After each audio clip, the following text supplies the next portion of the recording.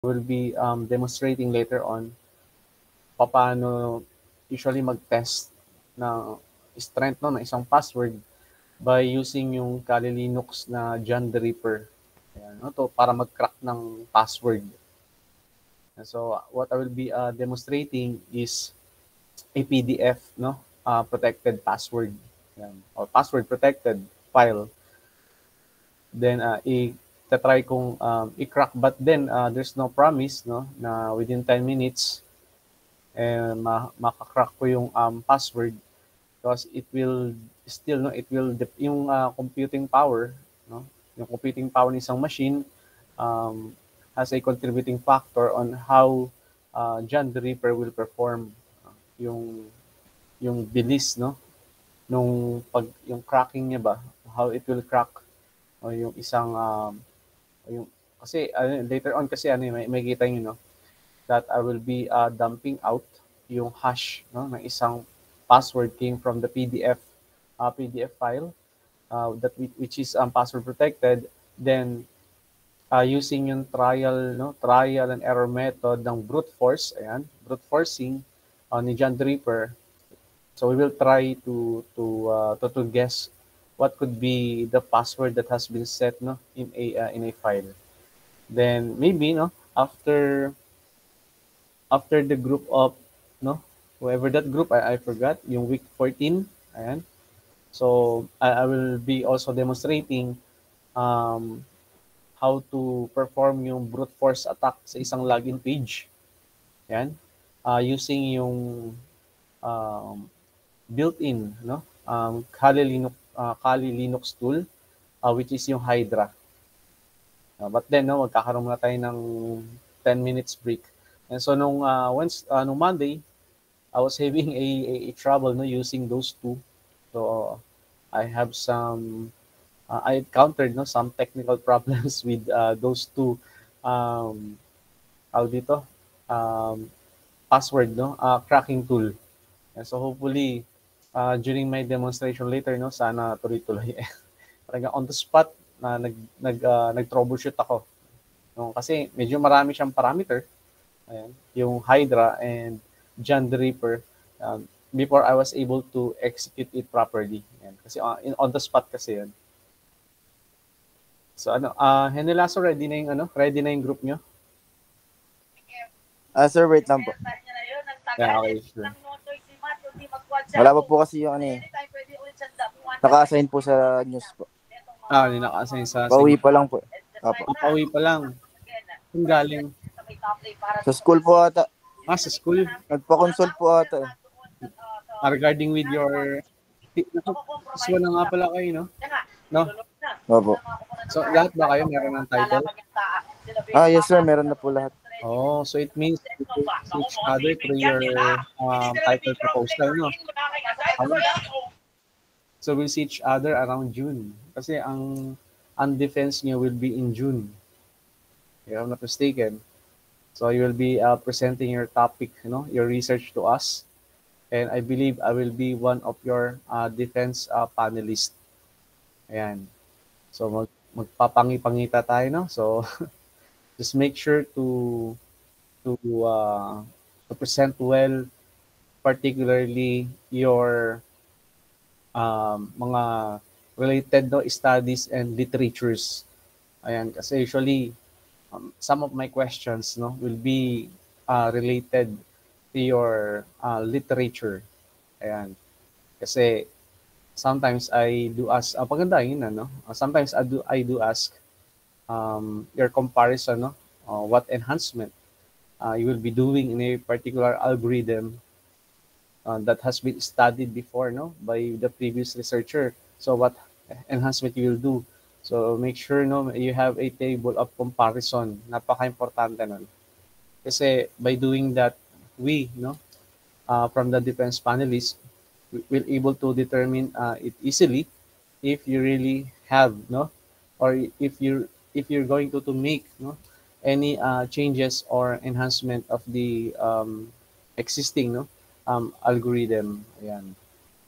Of course, even your statement of the problem, yan, please take note of that. Your yung research, research problem, ayan, napakahalaga yan, okay? So make sure na to consult your advisor. Kasi minsan dyan yung mga tanong namin sa inyong research problem.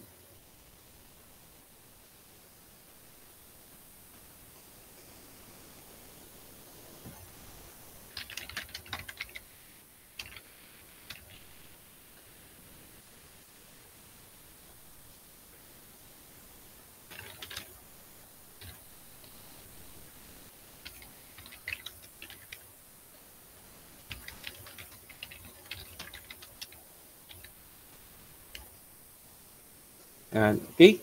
So, ayan, Hendelas, okay na kaya?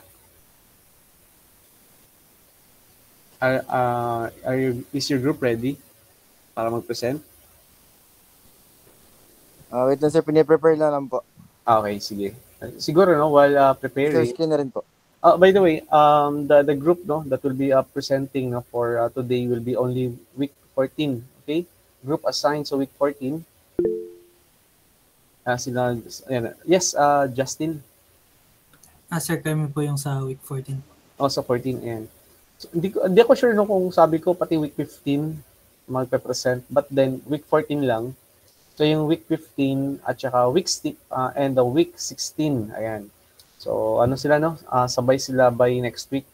So and actually no, next week will be our last meeting na dito sa Info Assurance and Security. Ayan. So mean to say by kasi your final examination week will be on May 19 to 24. Ayan. So next week, yung ating last meeting will be on May 7. Ayan. So actually, no, still, no, I made a promise din, no, with your grade. Ayan. So sorry, no, sobrang dami lang kasi talaga ng naging work namin sa ICT, no, for the last few days because of that CHED visit. Kaya medyo nahihirapan ako isingit yung pag-encode ng grade. Ayan. So hindi ko pa natapos kasi yung pag-encode ng quizzes. Ayan. So yung sa 3C kasi nabigay ko na yung grade nila, no? Ayan. Humingi ako sa inyo ng apology. Kasi hindi ko pa maibigay yung yung grade niyo. Ayan. So maybe while waiting, so ako na lang siguro muna. Ayan, para at least maaga natin matapos yung lesson for today. So let me share my screen. Ayan. So I think no last meeting I was able to demonstrate in our class on how to make use of Tor browser, diba? To navigate the dark web, no? And so just make sure before, diba, dwelling into dark web, dapat naka-VPN hanggat maaari, yan. And of course, highly recommended to use virtual machine, no, before navigating into different onion sites. And of course, don't disclose your identity. Ayan. So I'm not saying na not everything is dangerous naman in the dark web. It depends on the onion sites that you will be visiting, di ba? Ayan. So some are good naman, of course, some are bad. And so please, no, baga use it, no, responsibly. Ayun lang. And yeah, no, I also demonstrated some pen test, no, kay Kali Linux. Then this one is later, no, I will be adding a new hacking tool. Ayan, actually madami yan, no. Kung talagang focus nga lang sa no, sa alam niyo sa hacking yung ating infosec, siguro buong final period, no. Sana ganoon na lang para at least yun. So matutunan niyo na maayos, no, paano ginagawa yung pen test. Yes, Henelaso. Okay na? Ready na? Yes po. Sir, Yes. screen lang po ako, sir. Okay, sure.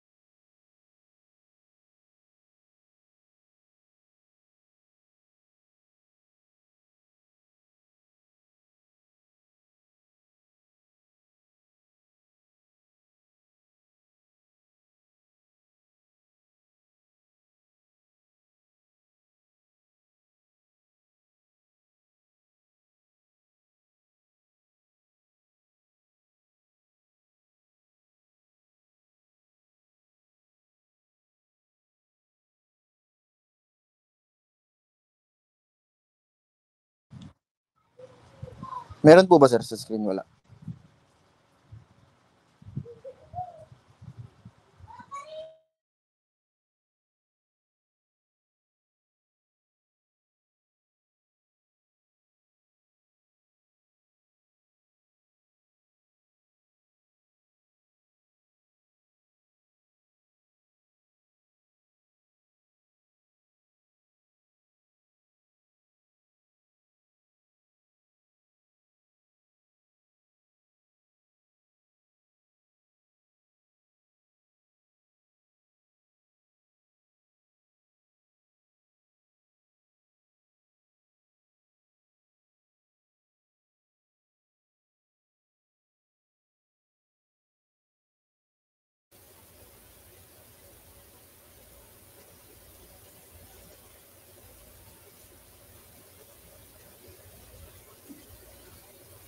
Wala atang audio.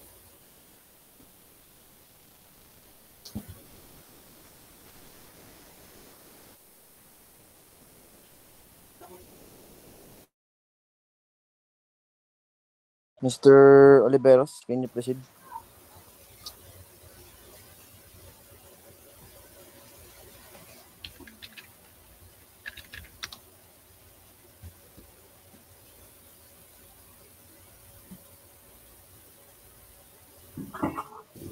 So, Chinese, wait lang.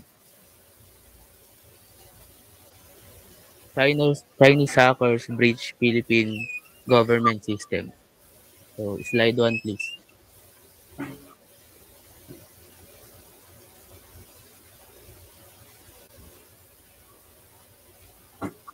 In late 2023 to mid-2024, a sophisticated cyber attack targeted multiple critical Philippine government systems. The attack was attributed to Chinese state-sponsored hackers, specifically the group APT41. So, this incident is one of the most significant and widely discussed cybersecurity breaches in recent Philippine history. The attack was carried out by Chinese state-sponsored hackers, specifically a group known as APT41, which is notorious for targeting government institutions worldwide. The breach started in 2023 and continued until mid-2024, showing both the persistence and sophistication of the hackers. Next slide, please.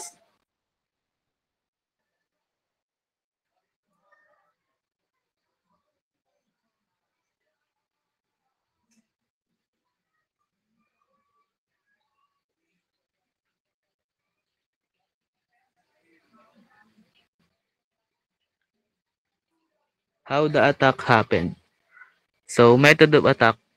The hackers exploited vulnerabilities in outdated software system at unpatched legacy infrastructure that were still in use by government agencies. So, the hackers managed to access and steal highly sensitive information. This included military documents, especially those related to the South China Sea territorial disputes, a region with ongoing geopolitical tensions, and the stolen information could contain strategic military plans, diplomatic communications, and other confidential data that leaked or used by adversaries could compromise national security and diplomatic standing. The breach was not limited to a single agency or system.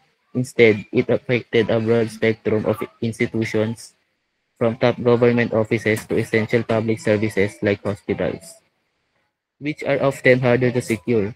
The attack sophistication and duration expose significant weaknesses in the country's cybersecurity infrastructure, especially in older systems that lack modern protections. Next slide, please.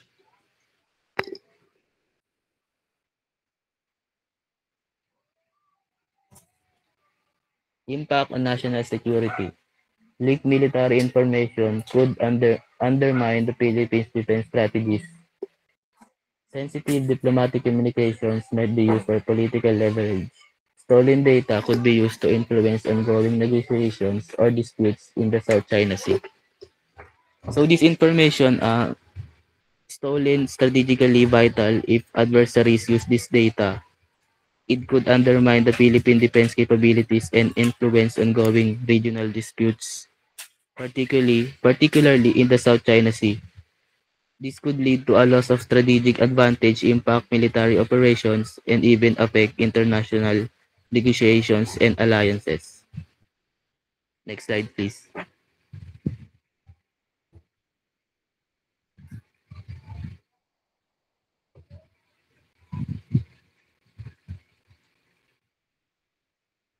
So, public international reaction.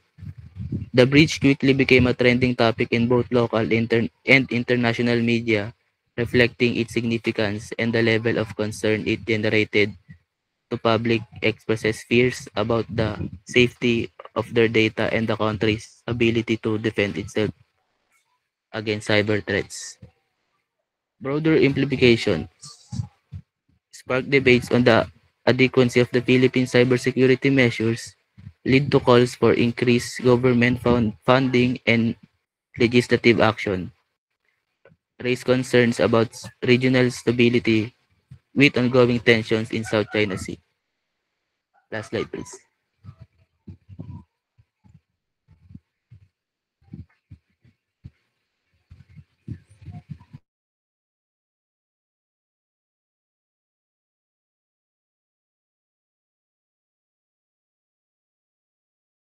That's all, sir. Thank you po. Yan, okay. So, thank you, Oliveros, no, for delivering that um, cybersecurity news note to us. And actually, when we think of China, no, we associate that, that somehow, no, somehow, we know that China is really capable of doing that, no, yung hacking ng mga government websites, infrastructure. Well, actually, um, they had no before. They were able to hack or penetrate into the security ng US, no, Pentagon. Ayan. Alam niyo naman ng Pentagon. Ayan, nandiyan yung heart of defense, no, ng US military. So what more pa here, no? Tama. In the Philippines, walang awa, no. Ayan. Ang hirap na nga ng bansa natin, di ba? Hinahack pa nila. Ayan. But anyway, but because ang kanilang interest is really more about the West Philippine Sea. I think some information were stolen, mga military information in relating to the West Philippine Sea. Kaya lang, of course, no, information were not disclosed. Ayan. But then I heard a news parang this Monday lang or last week that they're trying to join or intercept within do sa natin online voting. So not really sure how are they going to do that kasi highly secured and encrypted yung communication, no, ng mga VCM machines going to the server itself. And so it was, I believe, no, yung ating yung system that we're going to use by the COMELEC, no, into the implementation of online voting. Those were developed, no, by a US company. Yeah, so I really trust them. Ayan. Naman natin yung quality, somehow we associate that to a particular country, US naman yan. So far, I believe they are prepared for it. So yung mga ganitong klaseng mga interception na gagawin when it comes in data transmission, ayan. So hopefully, no, hindi siya matampered. Ayan. Kasi they're going to use yung tinatawag na PKI, no, public key, no, infrastructure. So as long as that Chinese hacker, no, they don't have any access on the private key. So I'm not really sure if they're able to decrypt, no, and intercept yung data that is being transmitted from the VCM machine, no, to the server. Ayan. So lahat ba dito pwede nang bumoto by May 12? Are you all a registered voter? Oh, that's nice, no? Be part, no, of that historical event. No? Sabi nga, if you want changes, di ba? We need to cast our vote. Ayan. So, let's practice, no? Yung tatawag natin na democratic way, no? Of electing yung mga, alam mo na, yung mga uupong mayor, di ba? Of course, from the national position, no? From the senatorial, di ba? To the congressman, down to sa mga councilor. Ayan, let's vote no wisely. Hanapin natin si wisely sa listahan. So anyway, ayan, no, thank you sa group no ni Lasso no for delivering that news no to us. Okay? And so hopefully by next week no. So ating next meeting will be on May 7. So I will be assigning the group of Dulyavin and Prince Dulyavin, Lorico, Jojit, Villardo, Canlas, Fuentes. Pwedeng mag-react yung group na yun ko nandito. Dulyavin, Lorico, Villardo, Canlas, Fuentes. Can you please kindly react? Yung thumbs up. Just want to know if you are listening because I will be assigning your group no on May 7 for the news sharing about cybersecurity. Andito ba yung group nila?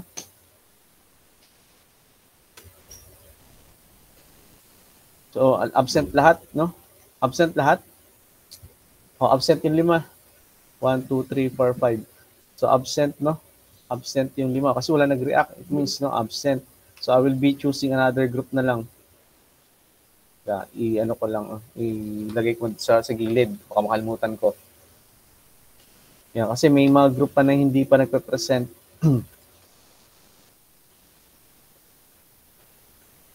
Ito na lang, no? Kindly react, ha? So, group na lang nila Ramil, Hernandez, Estrada, Napili, tsaka Parcon. Parcon. Can you please react? No, kung nandito yung group nyo.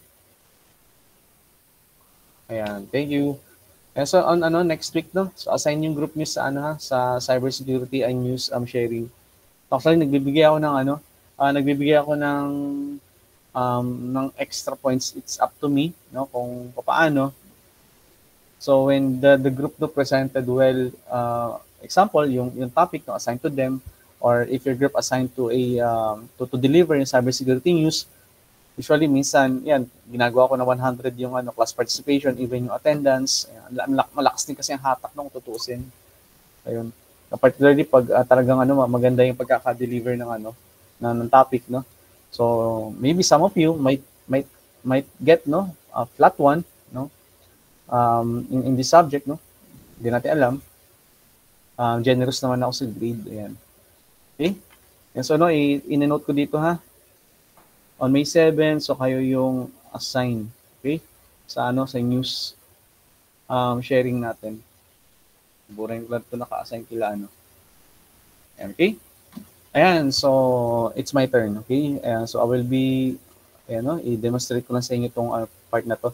Well, actually, to be honest, no, yung mga tools, okay, that is built in with the Kali Linux, those can be learned, di ba?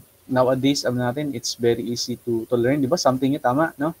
And that is, kumbaga, hindi naman siya debatable because you have the YouTube, di ba? YouTube ka, if you don't like, watching, if you prefer reading, di ba? Andiyan naman ang Google, andiyan yung Reddit, ano pa ba? Andiyan yung Stack Overflow, tapos, andiyan pa yung mga natin, di ba? Yung mga AI chat model, no? Di ba? Okay, yung give me a detailed instruction how to hack, no? Yung Facebook na classmate ko, di ba? Mga ganun. Pero wala namang alam mo it's hindi yung nabanggit ko before. So even yung AI model, no? There somehow yung kailan security is being enhanced. So yung AI, no, jailbreaking actually mahirap na gawin. Yeah, they keep on improving, of course. Lalo na yung mga hacking niyan. So unless, di ba, ayun nga, prone sila sa mga ganung vulnerabilities. Katulad nung binanggit kayo nung group nila Henelaso, just in case there are some unpatched, mga unpatched mga vulnerabilities, sa inyong mga infrastructure, just like what happened, di ba, in the government websites wherein some were outdated, no? So if agencies, di ba, or organizations failed, di ba, failed to mitigate, no, to control that risk, ayan, so at risk yung kanilang data, di ba? Just like what happened here, no, in the PhilMon. And so in case lang nga, no, sabi ko nga, here in the ICT, so si Department of Information and Communication Technology, so every month they keep on sending reports about some vulnerabilities that they found, no, in our website. And so ako naman, so I keep on reading, so I keep on complying to make sure that your data and our data is secured, no, highly secured actually, and to protect, no, to protect yung confidentiality, integrity, and availability ng data natin against, no, do sa mga walang kwentang cyber hacker, ayan, mga mapanira, no, ng kinabukasan, ayan. Okay? Tingnan natin tong ano, ayan, nag-lock tuloy. Ayan, so, ayan, I hope no you are seeing my screen. Ayan, if you notice, meron dito mga PDF, ayan, East West, Maybank, RCBC, tsaka yung Metrobank, no? Ayan. So these are mga password protected file. And these are statement of my account. O ano ba yung mga credit card, no? Mga utang ko, ayan. Diyan yung mga kautangan ko. So this one is password protected. So even though you might get an access, no, to this file, you need to guess, di ba?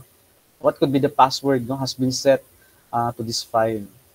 And no, kasi yan, no, if I try to open yan, this file, so it will yan, no, meron siyang prompt, it will ask, no, for a password. Yan, so no matter, no, or regardless how many times you're going to unlock this document, no, so hanggat mali yung pinaprovide mong password yan, so hindi yan mag-open.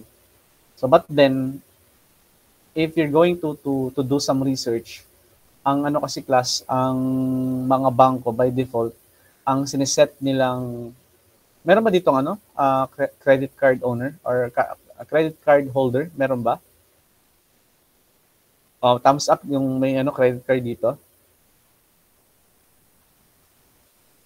Uy, meron, no? Ayan. So, siya, alam niya yan. I'm not really sure, no, kung alam niya. Kasi if you're receiving your SOA, dito, na naka-hard copy, of course, ayan, wala namang password yun, no? Ayan, unless hindi sa ibibigay nung nag-deliver.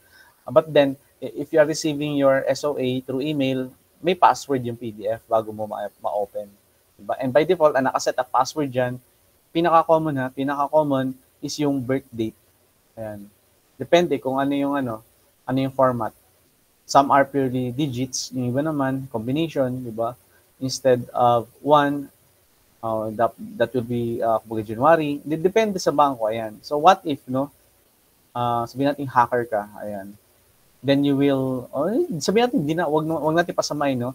O sabihin natin, ikaw yung IT security ng bangko, and you will try, no, if magpe-pentest ka, how strong your password that is being set, kasi naging parang policy, no, kasi yung policy, it can be changed depende sa outcomes, no, ng pentest. Kasi if they found out na madaling makrack yung password, no, o gumamit ako kasi yung bilis no na mamahulaan, kasi ang brute force kasi is a method of trial and error. So gagamit ka ng dictionary.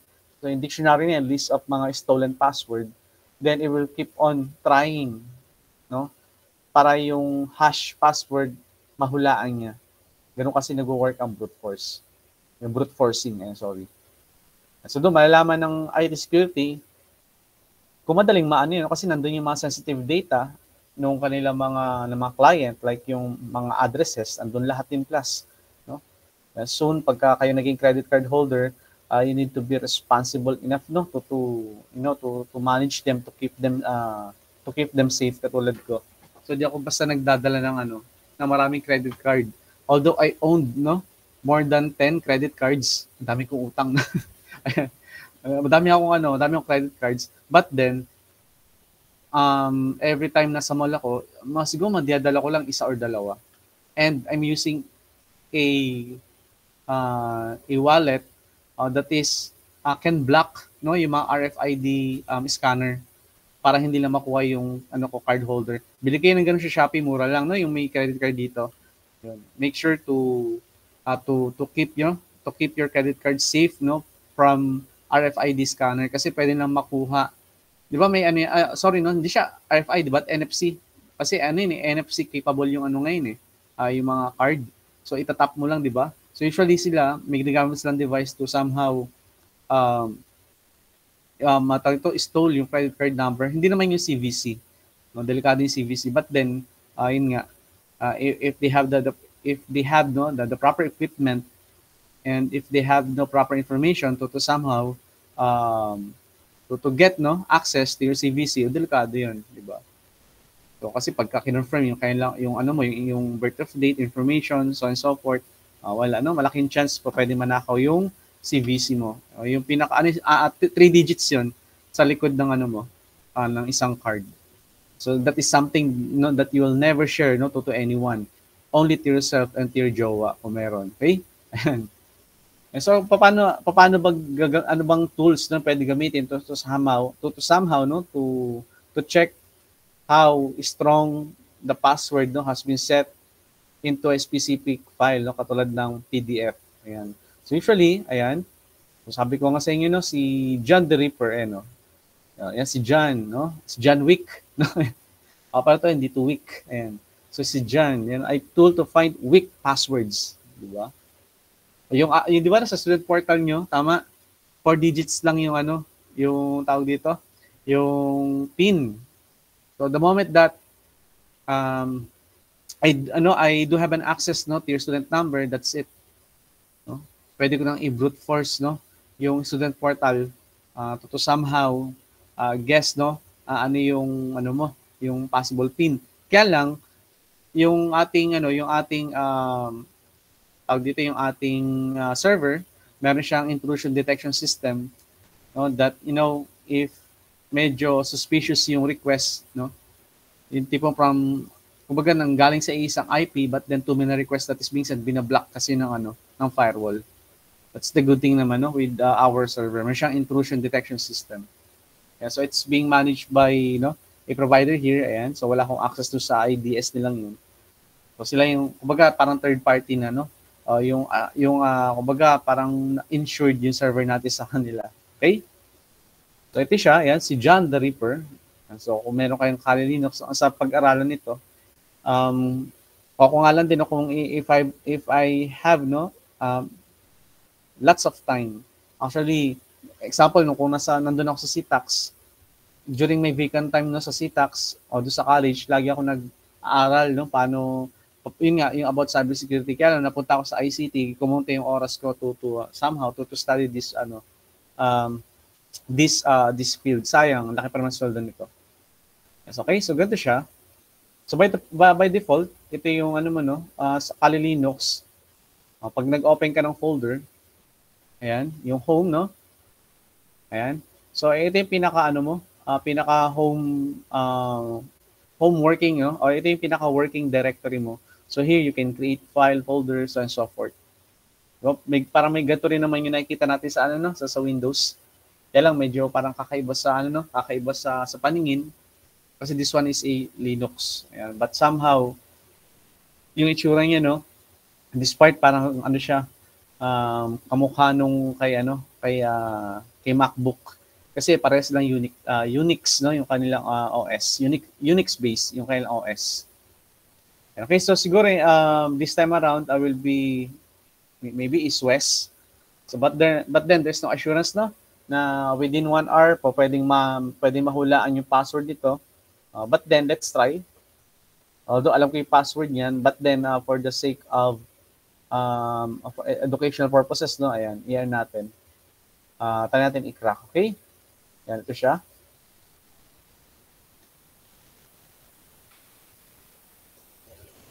Okay, so by default, yan, the first thing na kailangan gawin if you're going to use yung John the Ripper to crack a hash, no, password, is that kailangan natin munang ma-dump out, no, or paano ba, ma-extract sa isang PDF protected file yung hash na password. O, parang ganito yung tsura na, no, yung parang alam mo yung encrypted, no? Encrypted na yung password ba, no? Hindi na siya readable. So yun yung kasi itatry hulaan, no? Ni John the Ripper. Ayan. So against do sa kanya mga list of passwords. Tapos gagamit tayo ng anyway, no?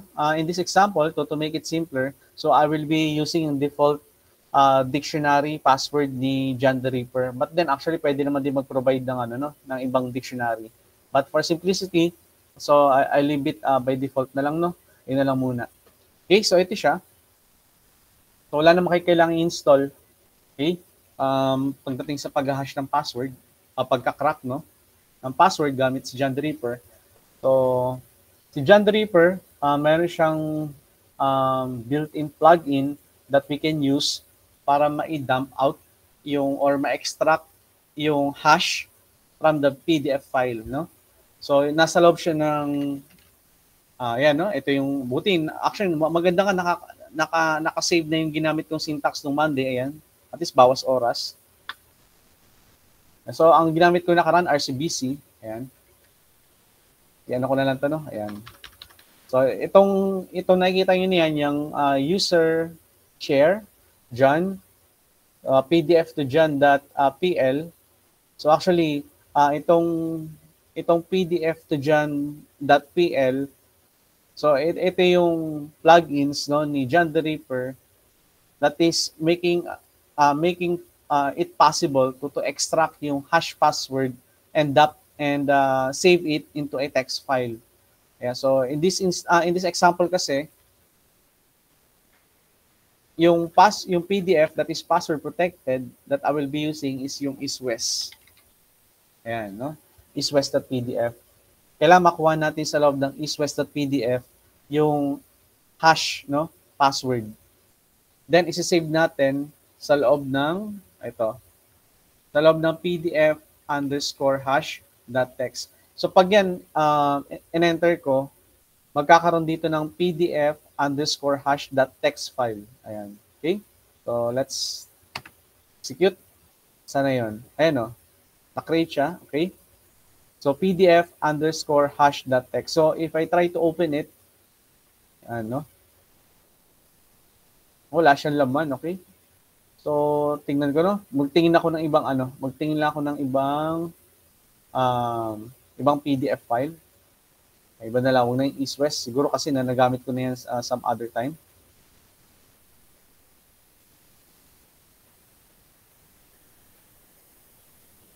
So iswes.pdf, no? So iba na lang gamitin ko. Kaburahin ko lang to. Dapat may may laman siya na hash password. So maybe na lang, try ko yung may bank na lang.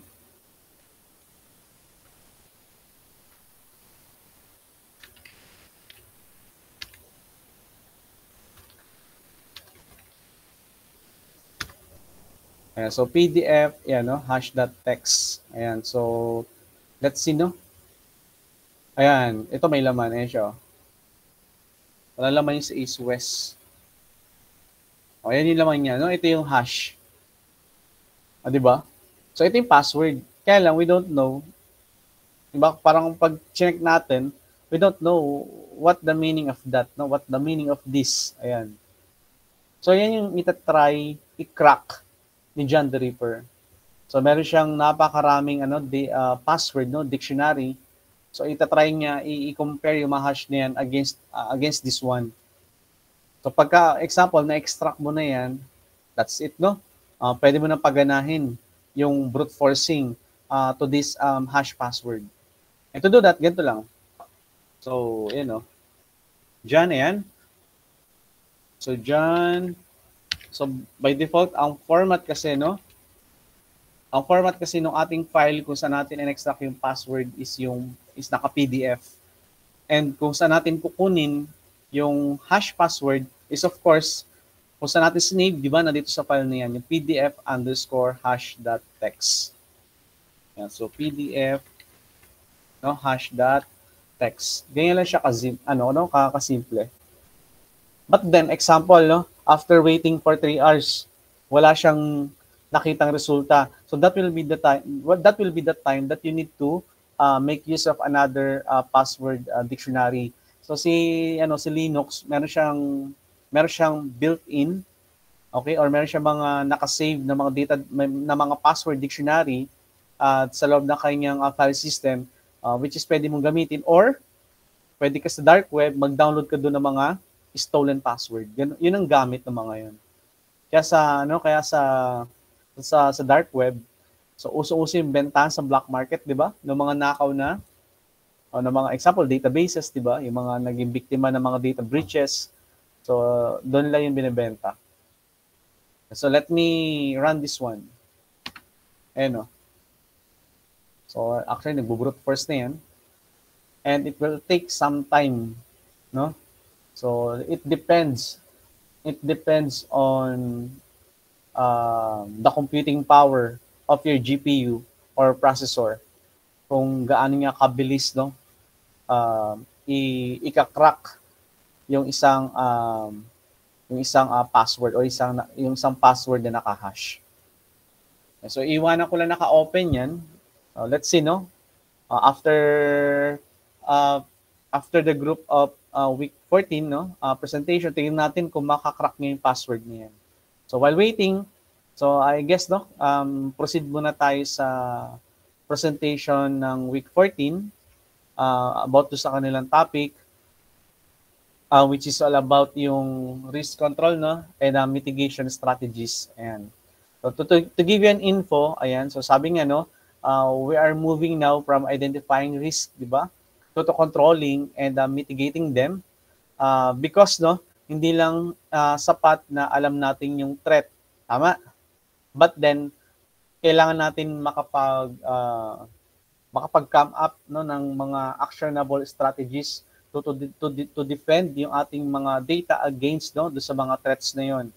So the group, no, that is assigned today, so they're going to present kung paano yung organization mamili, no, and mag-implement ng mga security controls, no, whether through defense or pwedeng yung transfer strategy na tinatawag, yun yung insurance katulad ng PLMON. Ayan, so tapos mitigation, like reducing the impact, ayan, or maybe just like also the PLMON, no, what we're doing, yung accepting yung tinatawag natin na certain risk kapag necessary. Ayan, depende kasi sa isang organization.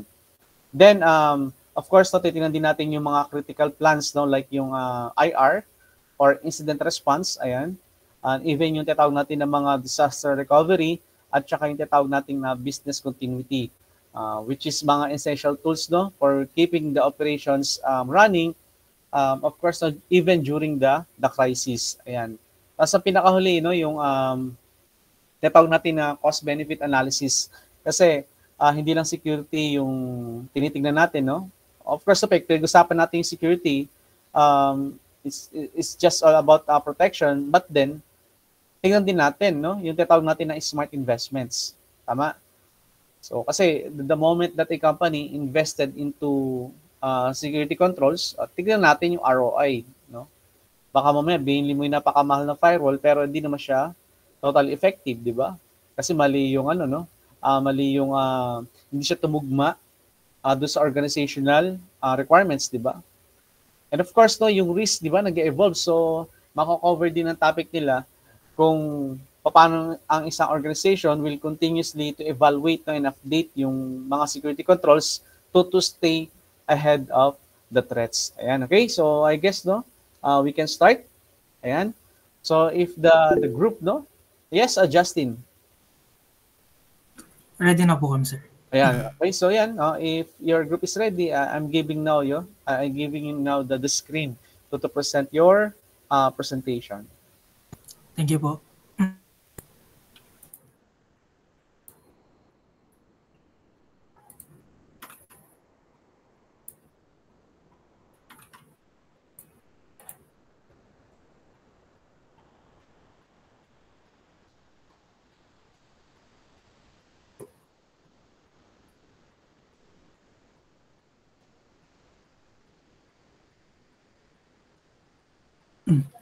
So, good evening, everyone. My name is Justin Baredo, representing this group, which is assigned to this day's reporting, which is week 14, which is also entitled Risk Management for Security.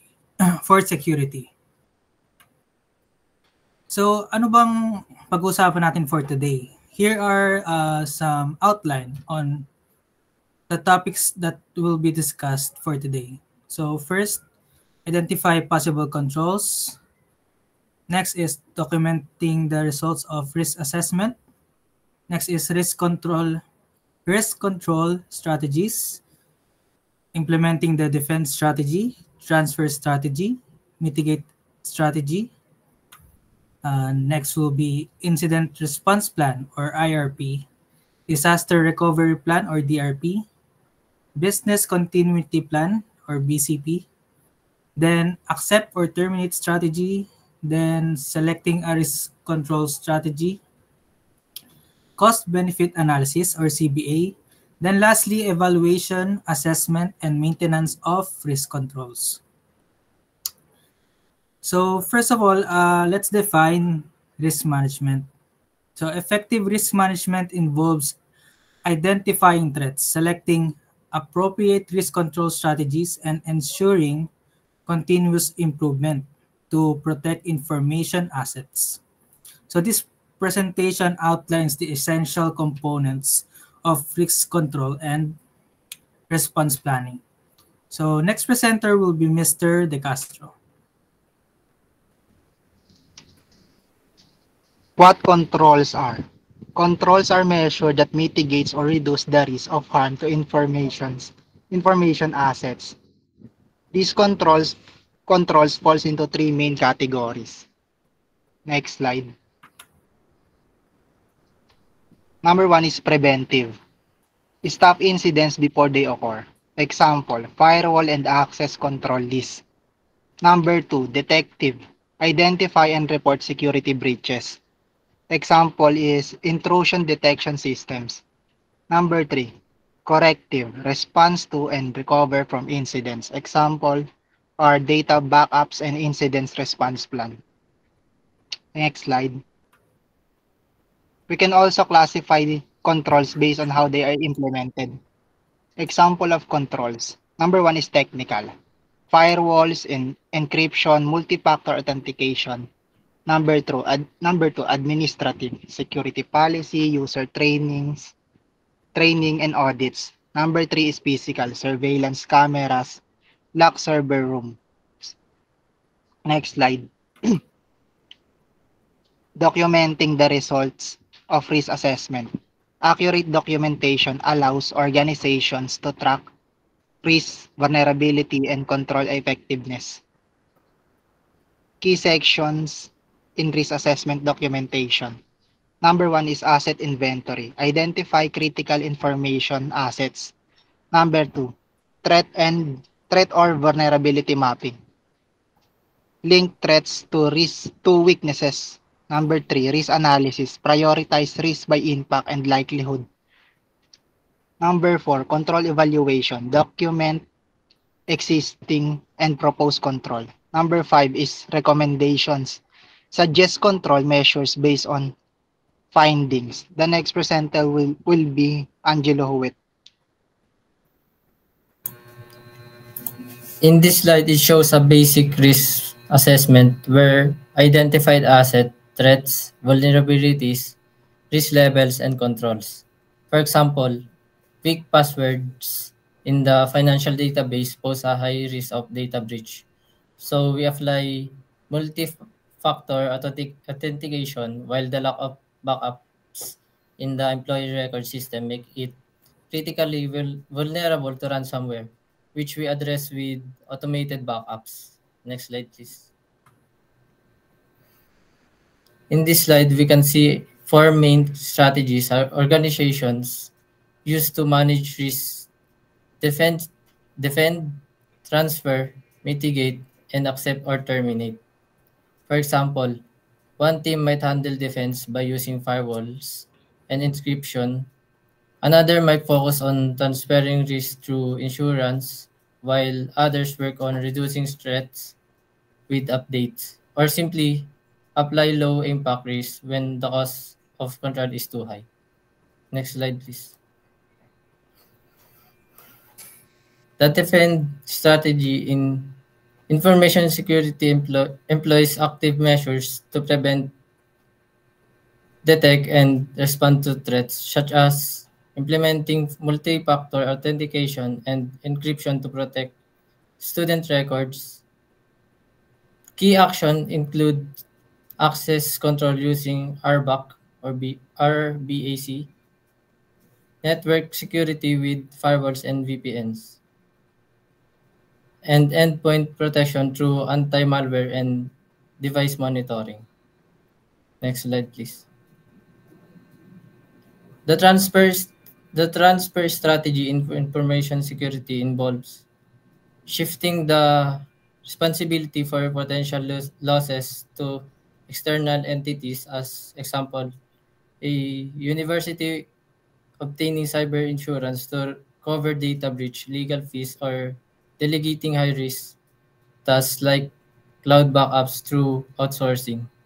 This approach allows organization to offload some of the burden or of managing and recovering from security incidents. Next reporter will be Mr. Manrique.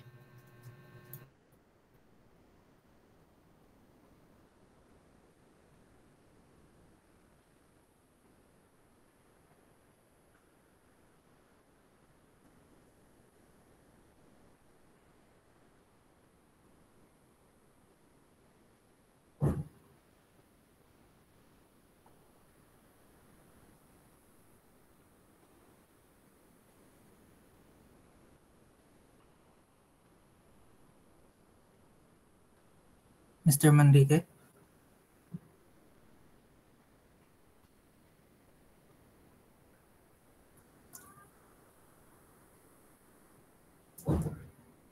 Okay, so let's proceed.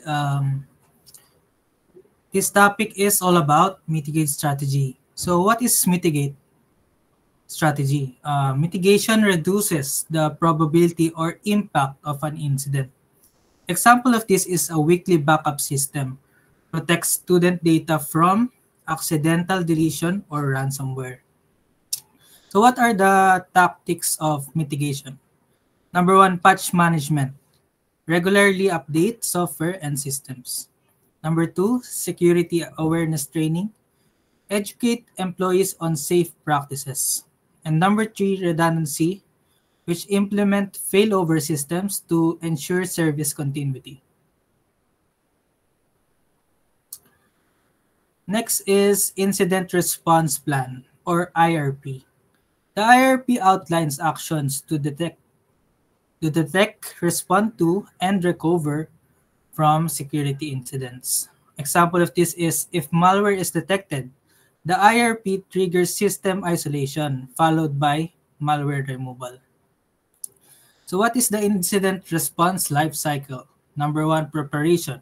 It establishes policies, trains staff, and set up tools. Next is detection. Monitor systems for potential threats. Next will be containment. Isolate affected systems to prevent spread.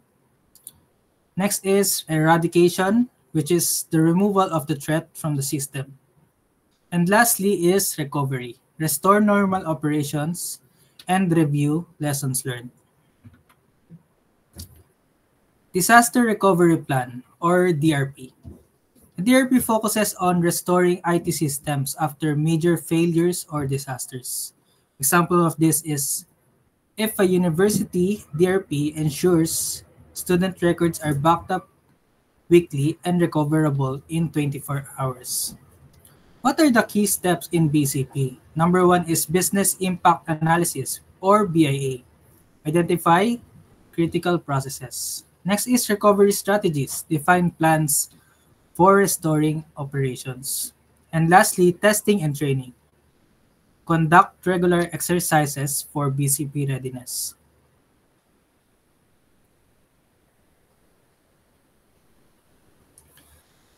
Accept or terminate strategy.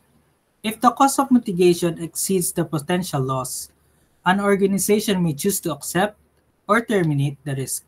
Example of this is a university accepts the risk of occasional website downtime for maintenance. Now, when to accept or terminate? Number one, low impact risks. Minimal impact on operations, such as minor delays. And lastly is prohibitive mitigation, when mitigation is too expensive. Next reporter will be Mr. Sarcilia. Good evening, everyone. The next slide that I will be reporting is selecting a risk control strategy. When selecting a strategy selection, we look at three main criteria. First, effectiveness. How well does it actually reduce or mitigate the risk? And the second, cost. Is it financially feasible or can the organization afford it? And the third is the compliance. Does it meet legal or industry standards? And in the right side, the table that shows which strategy fits different levels of risk. And if the risk factor is high impact and high likelihood, it's best to defend like using firewalls and strong access controls. And for mitigate, it is used for regular system updates and training. And for transfer, it's possible like using cyber insurance. But you should not accept in this kind of risk because it's too dangerous. And if it's low impact and low likelihood, then it's okay to accept the risk. There's usually no need to spend on the tree if the risk is very minor. Next slide, please. And cost-benefit analysis, or CBA. It evaluates the financial viability of security measures, or simply, CBA is used to determine if the security measure is worth the cost. So, here's how the formula works. CBA equals the annual loss avoided minus the cost of control. Annual loss avoided is the expected cost of damage or loss, and cost of control refers to the total amount of money an organization spends to implement a security measure or control to reduce risk. And the example is, if a data breach could cost 500,000 pesos annually, and implementing MFA or multi-factor authentication costs 100,000 pesos. And the 500,000 pesos is the annual loss avoided, and 100,000 pesos for the cost of control. So if we subtract that, we save 400,000 pesos saved per year. This shows that investing in security can save money in the long run. Next, please. Evaluation, assessment, and maintenance. Risk controls need regular maintenance. They require ongoing monitoring and adjustment. There are two key practices. The annual risk reviews that helps identify new threats and update controls, and incident analysis, which is the investigate past breaches and refine strategies. A good example is to conduct quarterly audits to ensure the effectiveness of the incident response plan.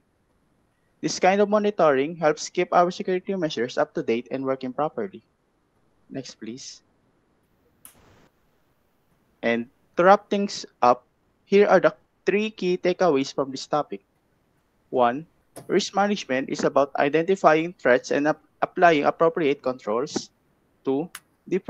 Using different strategies like defend, transfer, mitigate, and accept. It aligns with business goals and each one depends on the situation.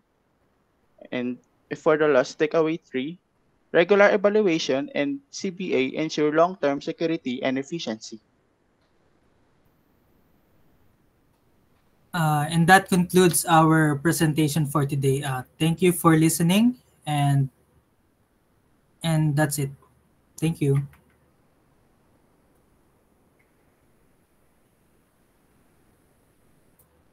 Oh, that was very fast, no?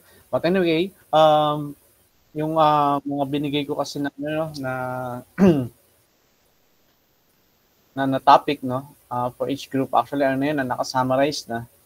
But then kasi if not yet summarized, so most likely it will reach, no, siguro about mga 50 to 60 slides. Ayun. kumbaga straight to the point yung laman ng yung laman ng PowerPoint. So kumbaga it's very easy naman no to understand. Ayan. So actually yung mga different strategies, it fits no different organization just like si Pialmon. Well, here no kasi yun nga no meron siyang tinatawag na cost benefit analysis. So before si Pialmon mag-invest no into different sabihin natin mga strategy to somehow mitigate yung mga risk. Of course, we need to present to the management committee ano yung di ba benefits no, na makukuha ng Pialmon.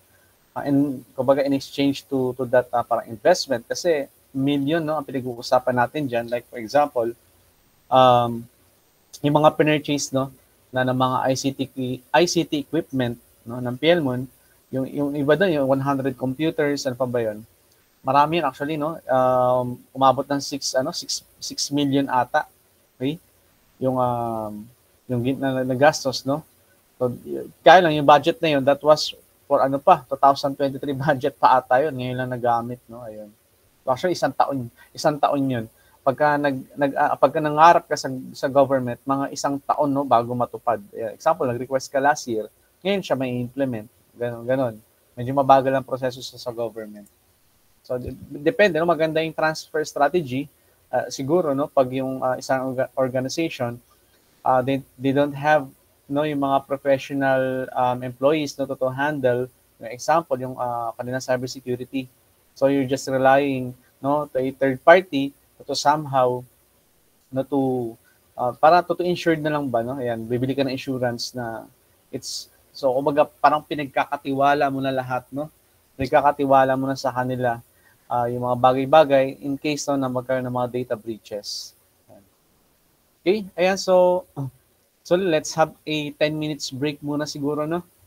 Ayan, so water break, mag-CR or any other thing. So bago ko naman i-present no yung paano gamitin naman yung Hydra. Okay? Pagdating naman sa pagte-test kung gaano ka-secured yung password no that is being used by a particular no online service. Okay, so kung ngayon is sa natin 6:45 no. So balik tayo ng 6:55 para at least no matapos natin kaagad yung ating lesson no for yung ating meeting no for today. But by the way no, by next meeting group no, yung group assigned sa week 15 at saka week 16, okay? So magpe-present na kayo para at least last meeting na natin by next week. Okay? Ayan, so 10 minutes muna tayo ha. Water break. 6:55 ba, balik tayo.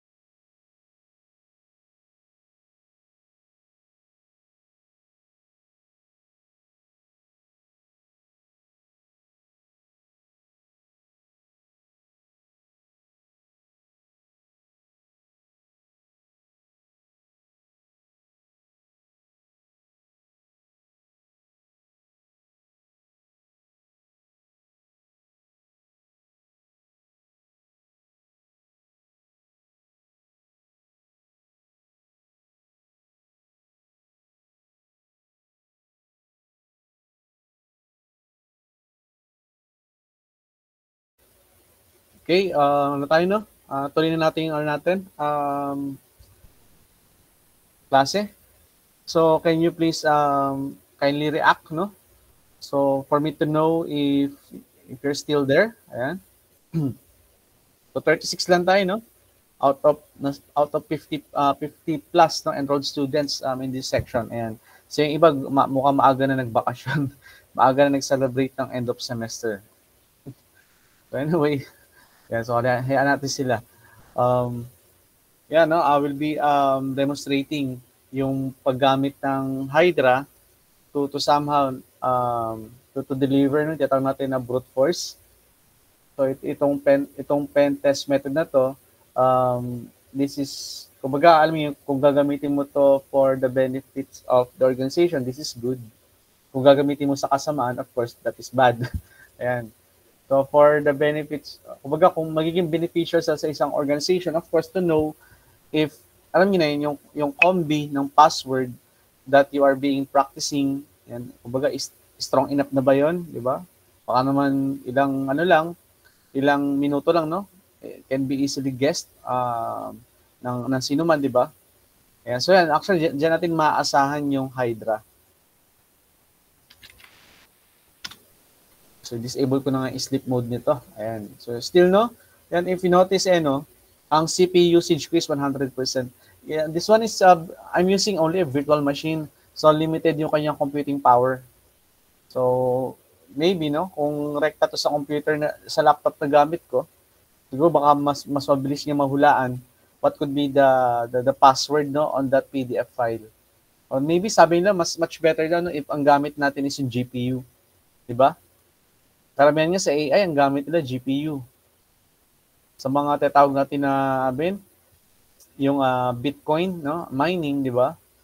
Ayan, so yun, ang gamit ng estudyante ko before was GPU, ang dami. Doon nga siya kumikita, no? Ginawa niyang trabaho yun. So instead na maging full-time employee, so ang ginawa niya full-time is yung Bitcoin mining. So, doon siya kumikita ng 6 digits daw per month. Yun ang sabi niya. Kaya siya ngayon? Tawag dito, Team Payaman. Okay, ayan. So, paano ba gamitin yung Hydra? So, yung Hydra, under pa rin siya nito, yung sa password attacks. Ayan, Hydra. So, a very fast network log-on cracker, no, which supports many different services. Madami yan. Pwedeng sa tinatawag na files, FileZilla, is a file transfer protocol, yung FTP.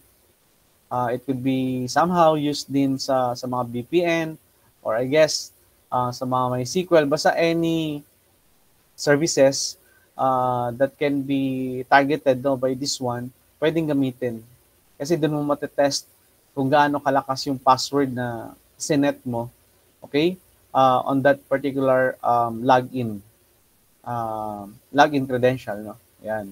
Okay? So, mag-open ako ng another. I-close ko na muna to kasi naka 100% yung CPU usage, no? Ayan, baka mag-hang yung aking virtual machine. Yeah, so i-abort ko lang. Ayan, so siya, kumalma na. Ayan. Kaya yun yung heartbeat niya, no? Sobrang taas na. May high blood na siya. Okay? So, paano ba gamitin si Hydra? Madali lang. Medyo marami lang siyang parameter. Yan, ito yung kanyang ito yung kanyang syntax. Yan, Hydra. O, ito yung command din pala, sorry. Hydra, tapos kung ano yung mga pwede pa nating ilagay, no, na parameter. Kaya lang, ito yung pinaka-basic form. Okay, clear ko muna. Of course, no, the first thing that you need to know is yung tinatawag natin na IP, no? Napaka-importante nun. Yung IP address nung tina-target yung server.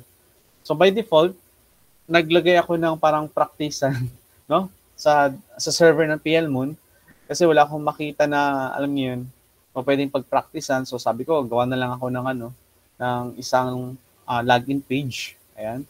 Sa PLMoon. Napaka-simple lang. So parang at least, no, meron ako may papakita sa inyo na na login page na gagamitin ko, no, for pen test, pang pen test, of course, no, for educational purposes. So ito yung syntax niya, no, in how to use this Hydra, which is a password, no, or pang brute force attack sa mga login page. So Hydra, yan. Tapos yung first parameter, yan, is yung list ng possible username.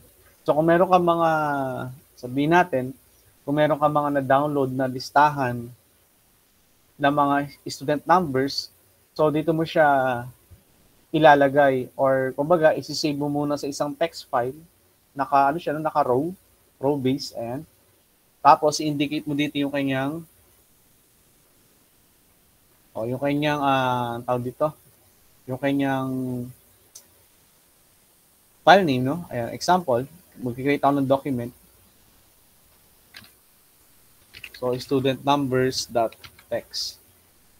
So lalagay mo dito student numbers on that text. Ayan. O pwede rin naman, for example, may specific target ka lang na user, sabihin natin, no, ito yung kanyang student number, student 1. O ilagay mo student 1. Okay? So yan, sabihin natin student 1, no, yan ang ilalagay ko. Tapos second parameter will be yung password. So yung yung dictionary. Teka, naka-screen share naman ako, no? Ay, naka-screen share. Then yung yung second parameter will be yung password dictionary. So by default, si Linux or si Kali Linux, it has its own built-in password dictionary, which you can find it inside the user. Ayan, dito na sa file system. Under siya ng user, tapos share. Then word list. Teka, search ko na nga lang. Pahirapan ko pa sarili ko. Word list.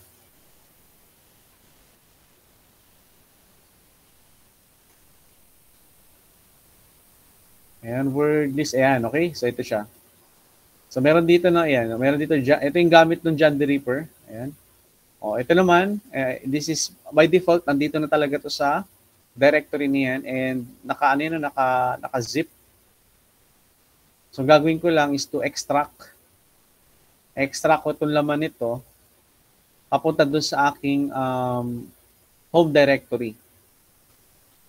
Ayan, papunta dito.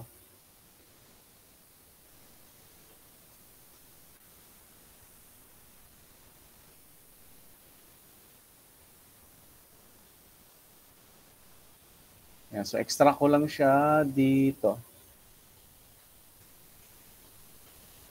Ayan, okay? So ito na siya, oh. So nasa siya 133 MB. So madaming laman 'yan. So hindi ko na siya i-attempt na i-open dahil medyo matagal mag-open. So I leave it as it is na lang, okay?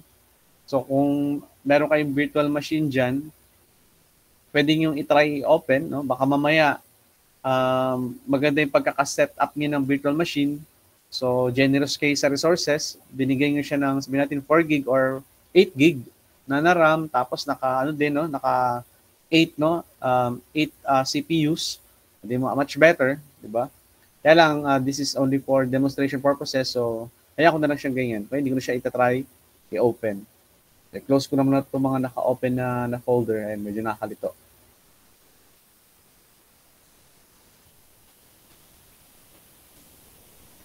Para minimal lang yung naka-open, okay? Dami naka-open, no? Medyo nalito na ako. Ayan, so ito yung aking yung rocku.txt. Ito yung aking password dictionary. Ayan, so ito yung isi-set ko. Dito kay Hydra. So yan ay nasa loob ng home directory under ni Kali. Ito yun, no? Yung home tapos yung Kali. Tapos yung file name kung saan nakalagay yung list, no, ng mga possible password nandiyan sa loob niya. Then after that, we need to indicate yung target server. So ang IP address ng plmoon.air.ph is 178. So that is 128.213.168.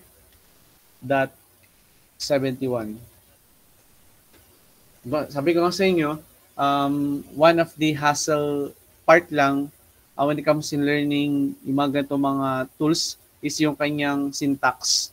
Kaya make sure no, meron kang kahit papaano cheat sheet. Kasi it's very difficult no for you to memorize all of them. And so even naman yung mga professional no, so they have their manual. Napaka-imposible kasi lahat unless meron kang specific tool na ginagamit na alam mo yun, mas frequent mo o kumbaga madalas mong ginagamit, most probably no, pwede mo siyang ma-memorize. Pero pag example, once in a while mo lang ginagamit, so kumbaga make sure lang na at least meron kang kumbaga parang guide, pinaka-pang-guide lang sa sarili mo. Okay, so that is the IP address. Then ang way no, ang magiging method natin when it comes in sending the request, kasi ano yan parang meron tayong bot, no? Meron tayong parang script na mag-keep on sending requests to a particular target URL kung saan doon niya ipapadala yung mga possible combination ng student 1 against doon sa mga nakalagay na password dito. So that method will be HTTP. That is a post form method. Ayan. Mahaba, no? Mamahaba talaga yan. Okay, tapos, we need also to indicate, no? Kailangan naka-indicate, nakalagay sa double quote, yung location kung saan nakalagay yung login page o kumbaga, not the login page, but then, yung script kung saan doon pinaprocess yung request the moment na si user nag-click ng submit button no para makapag-login. Kaya kumbaga, alam mo yung class, before dwelling into to hacking, make sure that kahit paano no meron kang basic or good understanding on how the web works. Kasi mahirap mag-aral ng hacking yung tipong alam mo yung masyado kang hilaw sa technology. Mahirap kasi yung ganun. Kaya learning cybersecurity kasi hindi yan basta-basta, no? So dapat may idea ka about how network works. Ayan. Even yung sa mga web apps, no, paano siya gumagana, how it is being deployed, how file is being transferred. Ayan, so dapat naiintindihan mo yun. Okay? So by default, yung ginawa ko kasing fake login page is nakalagay under ng so nakalagay siya under ng ito. Actually no, pagka pag pinuntahan mo to site na to, so plmoon.edu.ph /jong/brute/login.php. O, ayan yung actually ito lang yun. Index.html. Ito yung login page. Pero, pag si user nag-click ng submit button, yung request dito na pupunta. Kaya ito yung tatargetin natin na script file, no? Hindi mismo to. Kasi ang tumatanggap ng request upon setting the data from the form, itong script na to. So, ito yung ilalagay mo dapat dito. So, usually, pwede mo itong malaman pagka example, nandun ka sa login page, ang gagawin mo lang is to open yung inspect element. Tapos, pag kinlik mo yung button, makikita mo dun sino yung tumatanggap ng request the moment na kinlik ng user yung submit button. And dapat yun ang targetin mo. Okay, so jong.isbrute then login.php. Of course, hindi pa tapos yan. Ayan. Kasi other than that, you need also to know, kapag kasi class doon, pag sinasubmit kasi yung data galing sa form, ang structure niya is yung field name, tapos yung value associated do sa field, do sa text box. Depende, no? You need to know ano yung mismo yung actual name, okay, ng field that is being submitted to the server. In this example kasi, yung student 1 na yan, nasa loob siya ng field na username. Ayan. So, medyo technical siya, no? Pag wala ka masyado kasi alam talaga sa web, it will be difficult, no? for someone to somehow no understand this one. Kaya nga this is only for demonstration purposes. Paano siya paano no ginagawa yung mga brute force din. Kaya nga, kung hindi mo kabisado yung syntax, make sure meron kang guide. Ayan. So user, so, hindi ko muna to, wala muna ako ilalagay sa kanya. Ayan. Tapos yung text box kung saan ina-enter yung password, ano yung ng field is password, and yan mismo yung nasasabit sa server. Okay? Tapos, you need also to know ano yung kumbaga response na nare-receive ng login page kapag ka example mali yung username o kaya yung password. Kumbaga parang example, please try again, invalid username or password. Kailangan mo i-indicate dito yun kasi yun na magiging signal from the Hydra to keep on repeating, no? To keep on guessing possible password, no, para sa student 1 na username. So by default, sa example na nilagay ko, ang field message is invalid credentials. Ayan. Okay, tapos to, by default, yung sa username, so may lalagay akong template dito. Ito by default, ito na talaga yun, no?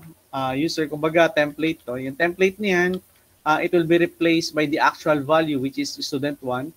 Then for the password, so will be pass. Ayan, no? Hindi na masyado kita. So litan ko lang ng content. Ayan, litan ko lang, no? Ayan. So muna sabi sa inyo, mahabang syntax yan. Hindi siya masakit sa ulo kung meron ka namang guide. Huwag mo sasauluhin kasi masakit talaga sa ulo.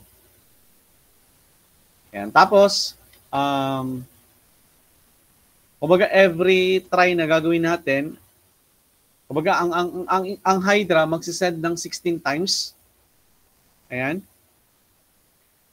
Then, pagka example, after sending 16 requests, mali, magkakaroon ng delay na 10 seconds. Ayan.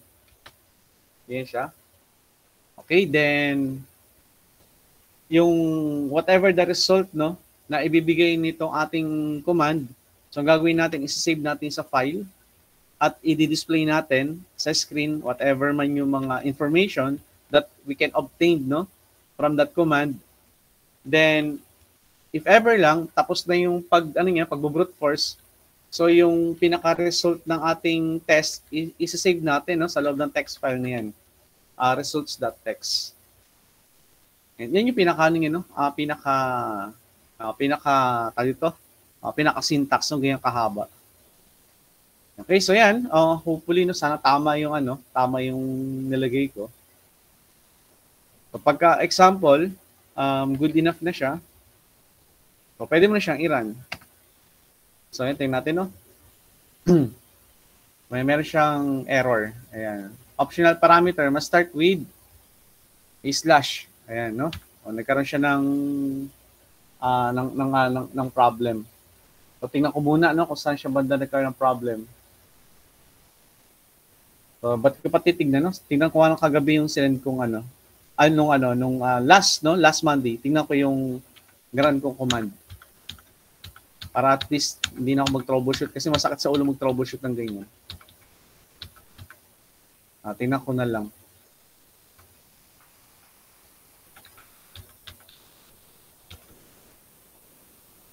So pag wala, so sabi niya, hindi, kailangan mo talaga siyang i-debug. Ayan.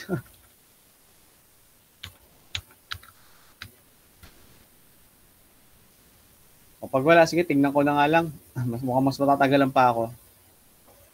And so ito yung sa lahat, no? Pinaka-masaklap, no? Yung magde-debug ka. Ayan. Di ko sure kung saan banda saan banda yung mistake dito. Sabi kasi dapat daw yung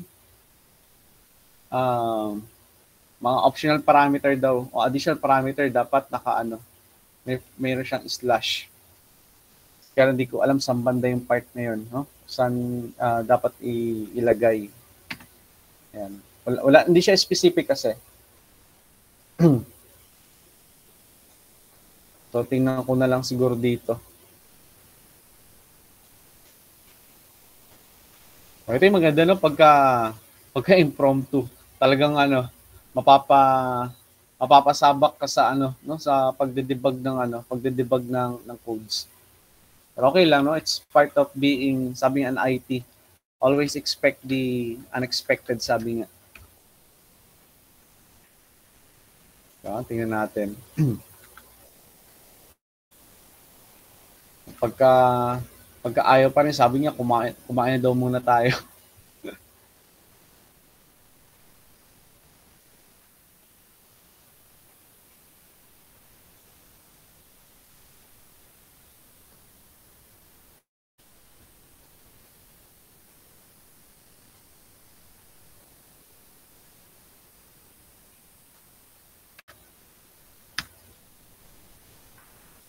Optional parameter.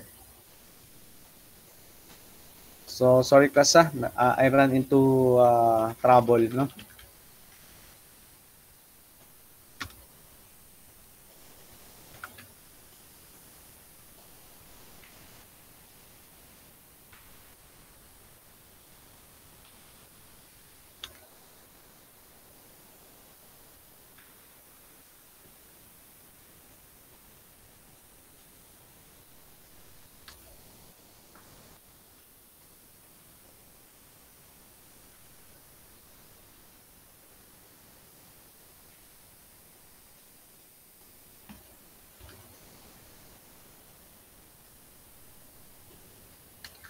Tingnan ko, minsan kasi yan eh.